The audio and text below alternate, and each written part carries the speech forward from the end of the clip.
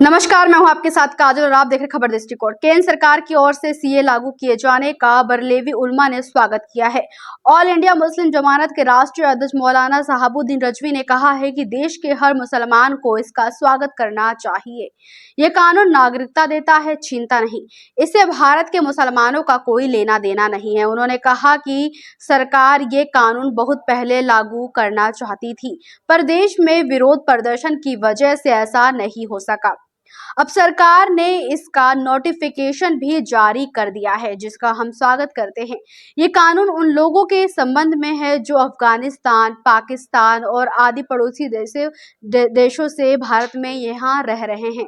ऐसे लोगों का इस कानून के जरिए नागरिकता दी जाएगी। मौलाना साहबुद्दीन रजवी ने कहा कि इस कानून का अध्ययन करने के बाद स्पष्ट तौर पर पता चला कि इस कानून से भारत के मुसलमानों का कोई लेना देना नहीं है, बल्कि ये कानून उन लोगों से संबंध रखता है जो अफगानिस्तान, पाकिस्तान, बांग्लादेश जैसे आए हुए लोगों के लिए है, जो भारत में रह रहे हैं लेकिन अभी तक उनको नागरिकता नहीं मिली है।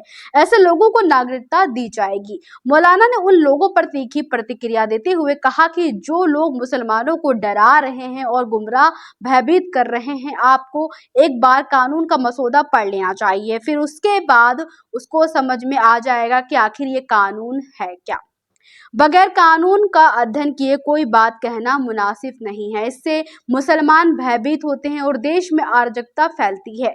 लखनऊ में वहीं ईदगाह के इमाम मौलाना खालिद रशीद फरंगी महली ने कहा कि मुझे भी अभी पता चला है कि गृह मंत्रालय ने इसकी अधिसूचना जारी कर दी है। उन्होंने कहा कि इससे किसी को भी फिक्रमंद होने की जरूरत नहीं है। हमें अपने मुल्क के कानून पर भरोसा होना चाहिए। हालांकि उन्होंने ये भी कहा कि हम कानून का अध्ययन करेंगे और फिर इस पर कुछ कह पाएंगे। वहीं इस पूरे मामले को लेकर उत्तर प्रदेश पुलिस महानिदेशक ने भी क्या कुछ कहा, जरा देखिए आप भी।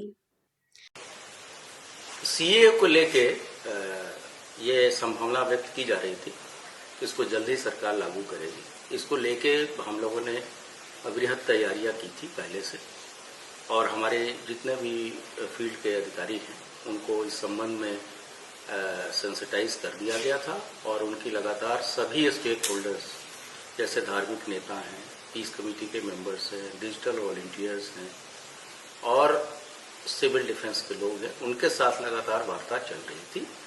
और मैं पुनः यह स्पष्ट करना चाहूँगा कि सीए एक ऐसा रूल है जिसके साथ किसी के साथ कोई नागरिकता किसी की जानी नहीं। एक इनेबलिंग प्रोविजन है जिससे कि किसी को नागरिकता दी जाएगी, और वो ऐसे लोगों की जो हमारे पड़ोसी देशों से धार्मिक कारणों से परेशान होकर यहाँ आए। उनकी संख्या भी बहुत कम है और इसका व्यापक असर भी दिख रहा है। सभी धार्मिक नेताओं ने इस संबंध में अपनी पॉजिटिव टिप्पणी दी है, और हम लोग लगातार एहतियात बरत रहे हैं।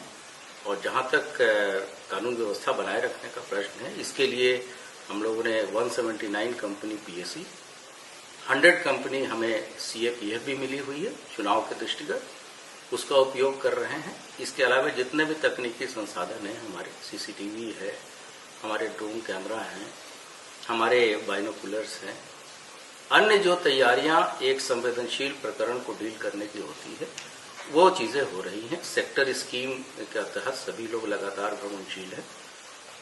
अभी तक कहीं से कोई अप्रिय घटना की सूचना नहीं है, और मुझे पूरा विश्वास है कि हमारी जो सशक्त एक टीम है फील्ड में, मजिस्ट्रेट्स की, पुलिस अधिकारियों की, वो इस पूरे प्रकरण को लोगों के साथ मिल बैठ के निपटा लेंगे, और आने वाले समय में यहाँ किसी भी तरह की कानून व्यवस्था उत्पन्न नहीं होने दी जाएगी। ऐसे स्थान जहाँ पहले दिक्कतें हुई थी, या कुछ जो संवेदनशील स्थान हम लोगों ने चिन्हित किए हैं, या कुछ संवेदनशील और इस तरह के उपद्रवी तत्वों की पहचान भी हम लोगों ने की, उन पर लगातार और सतर्क दृष्टि है।